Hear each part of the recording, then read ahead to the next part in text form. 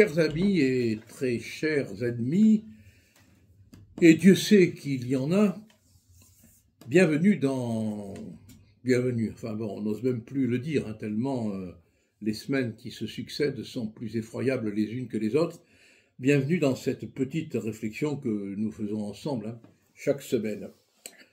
Cette semaine, ce qui nous a tous bouleversés, frappés, touchés, c'est l'attentat qui a été fort heureusement, par miracle, déjoué contre la synagogue de la rue André Malraux à la Grande Motte, tout près de chez moi du reste. Hein. Alors c'est vrai que les drames nous touchent toujours d'une manière universelle, hein. Mais quand on est tout près, quand on est pas loin, on a un sentiment de proximité qui donne une dimension plus quotidienne, hein, à l'horreur. Hein. On a là-bas des amis, on a là-bas des gens qu'on connaît, on a des coups de téléphone qu'on passe pour savoir si tout va bien. Bon. Et de fait, quand on a appris, moi et mes amis, qu'il y avait eu une tentative d'attentat miraculeusement déjouée par le sort dans cette synagogue de la Grande Motte, dont l'intérieur rappelle la synagogue de Constantine, on a été bouleversé, quoi. Bouleversé d'abord parce que c'est un attentat antisémite, et ensuite parce que c'est un attentat antisémite qui frappe des hommes, des femmes, des enfants qu'on connaît. Voilà. On n'est pas loin, on est tout près de la Grande Motte. C'était samedi matin. Samedi matin, 2 véhicules, dont l'un contenant une bonbonne de gaz, ont été incendiés devant la synagogue de la Grande Motte. Le terroriste voulait provoquer par l'incendie, un incendie qu'on voit, une panique à l'intérieur de la synagogue où il s'est trompé sur l'heure, où il croyait que les fidèles allaient être rassemblés. Fort heureusement, ce n'était pas encore l'heure du culte. Et il espérait, en provoquant cet incendie, que les fidèles allaient se réfugier dans le parking, là où il y avait le véhicule qui a explosé et qui aurait dû, si les fidèles avaient été là, faire un carnage. Le terroriste, en outre, était, on le voit hein, sur des images de la vidéosurveillance, armé d'un pistolet, mais il avait, nous apprend Darmanin, aussi une hache. C'est dire la volonté de carnage qui habitait cet individu haineux, immonde, enveloppé dans son drapeau palestinien. La prière était prévue à 9h. À 9h, le terroriste s'est trompé sur l'heure. On le voit sur les images vidéo. Il a, on le saura après, 33 ans. Il est algérien. Alors son arrivée en France, selon les journaux, serait en 2018, serait en 2016, serait en 2010. Et on le voit avec un keffier sur la tête, un drapeau palestinien qui l'enveloppe, une arme à la ceinture et une hache qu'on ne voit pas mais dont on sait qu'il était porteur. Vous imaginez le carnage qu'il aurait fait, alors que sur les images que Franck Coppola a pu filmer, on voit que la gendarmerie est à 50 mètres, elle est à côté. Donc, je veux dire qu'on a affaire aujourd'hui à une génération de terroristes capables de tenter un attentat à quelques mètres d'une gendarmerie. C'est dire que ce qui autrefois aurait pu faire peur, aujourd'hui ne crée plus aucun effroi, ne constitue plus aucun rempart. On l'a arrêté samedi à 23h35 au 19e étage d'une tour du quartier Pisselin à Nîmes, tout près de chez moi. Quartier on ne peut plus sensible. Rappelez-vous, On y a injecté récemment 270 millions d'euros pour le retaper. C'est là que le petit Fayet de 10 ans a été tué il y a un an. C'est là qu'un incendie a été provoqué à côté du nouveau poste de police qui venait d'être créé. C'est un quartier sinistrement célèbre où Darmanin, le démissionnaire qui n'en finit pas de démissionner à tel point qu'on se dit qu'on est dans la République des démissions, c'est là que Darmanin avait promis de faire régner l'ordre. On en est là aujourd'hui.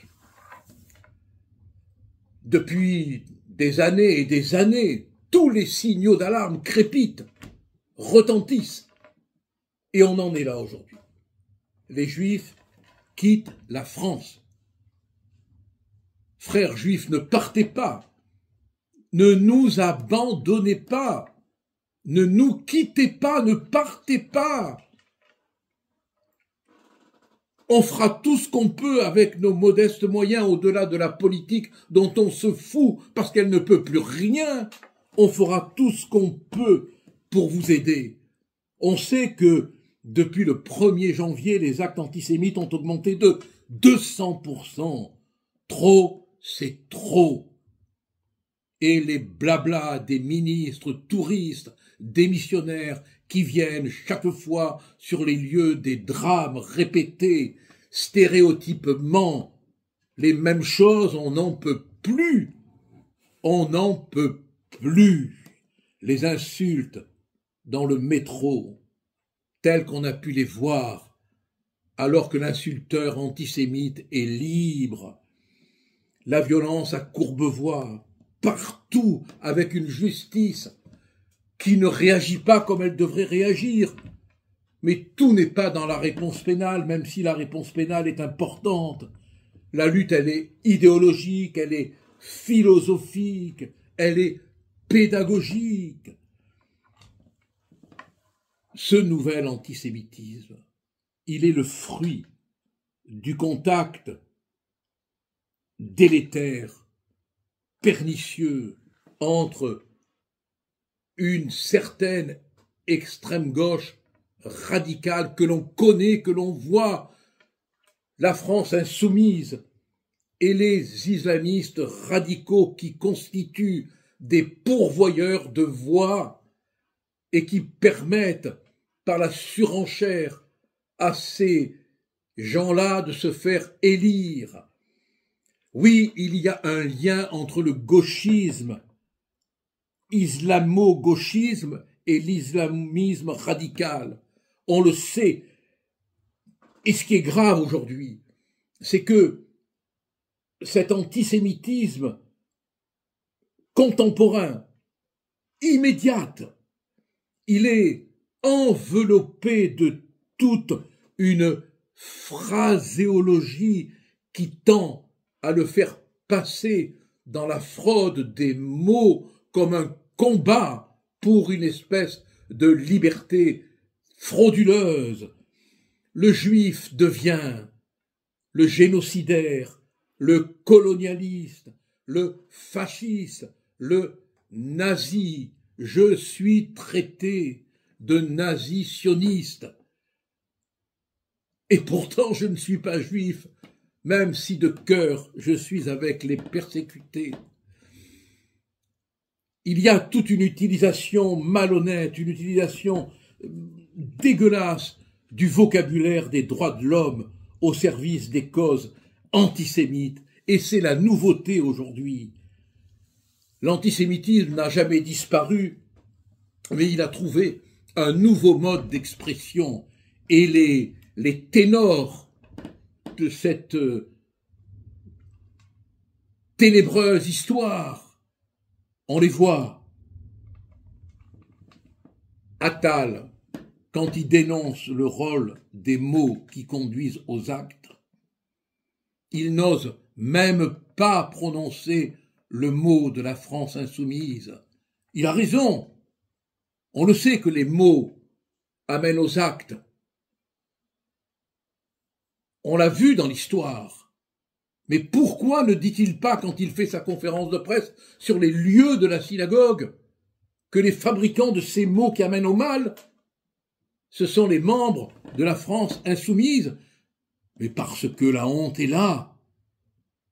Le trépied de la honte est là, qui a fait que s'ils sont au Parlement, c'est parce qu'ils ont pu se hisser sur la pointe de leurs petits pieds souillés, sur le marchepied que la France insoumise et la gauche a pu leur tendre. Alors ils disent, sans dire, honteux, honteux. Alors les Boyards, les Portes, les Delogu, les Hassan et compagnie, comment pourront-ils s'en défaire? Et pourtant on sait que leur langage est là. Écoutez un peu ce que Delogu a dit après la tentative d'attentat contre la synagogue de la Grande Motte. En France, chaque croyant est libre de pratiquer sa religion en paix, loin de la haine et de la discrimination. Non mais, il ne s'agit pas de la liberté de culte, il s'agit de lutter contre l'antisémitisme. Et le Gugus de Delogu, il n'est même pas capable de prononcer le mot juif, il n'est même pas capable de prononcer le mot antisémite. Et Mélenchon, donc, qui parle d'un incendie criminel contre la synagogue, la laïcité et la liberté de conscience est fille de la liberté des cultes, lui aussi n'est pas capable de prononcer ces mots. Il n'a pas le courage des mots. C'est terrifiant, c'est angoissant même. Et puis il y a tous les autres, il y a le fameux Raphaël Arnaud qui, lui, vraiment, bat tous les records. C'est un champion, lui. Il met en cause, écoutez bien, des groupes suprémacistes. C'est ça. L'individu drapé dans un drapeau palestinien, armé d'une hache, d'un pistolet, qui veut faire exploser une synagogue, c'est un suprémaciste. Un tel niveau d'abrutissement, de mensonge, mais atteint des prodiges chimiques. Oh, finalement, celui qui a raison, c'est le grand rabbin Corsia, hein, quand il déclare « Il y a parfois des larmes qui ressemblent plus à des larmes de crocodile qu'à des larmes de compassion. » Tout est dit, tout est dit. Qu'est-ce qu'on peut faire? Lutter, être avec vous, dénoncer, mais... Pour conclure, écoutez, je veux donner la parole à Albert Cohen. Vous savez, je suis natif de Marseille. Et Albert Cohen a vécu à Marseille. Un jour, il se promène tout enfant sur la Canebière et il se fait traiter de salut. Au moins, on n'enveloppait pas l'insulte de tous les oriflammes des droits de l'homme. Là, on y allait carrément. On ne cherchait pas le prétexte de l'antisionisme pour être antisémite. Écoutez ce qu'il a dit, et écoutons-le comme une prière qui traverserait le temps et qui viendrait gifler tous les antisémites. Ô vous, frères humains, vous, mes frères, à cause de la souffrance, soyez indulgents pour un homme en qui la haine s'est endormie et qui voudrait vous parler avec des mots d'enfant de cet abominable jour d'anniversaire, c'est le jour où on l'a traité de salut, qui a changé la marche de ma vie. J'étais un enfant comme les autres, heureux de l'amour des miens, croyant aux hommes, comme tout enfant croit aux hommes, quand j'ai rencontré le mal sur ma route, le mal à forme humaine. C'était mon premier rendez-vous avec la haine des autres, avec la haine des hommes, et cette haine était immense, et j'étais petit, et cette haine était adulte, et j'étais enfant, et cette haine savait ce qu'elle voulait. Et moi, je n'en savais rien. Ô vous, frères humains, écoutez, écoutez-moi. L'homme est une douleur et rien d'autre. Toute sa vie, il s'emploie à fuir cette douleur. Luttons pour que plus jamais aucun enfant n'ait à porter cette douleur. Courage, les amis, courage, frères juifs. Pensons aux chrétiens aussi qui prennent des coups et qui sont à vos côtés.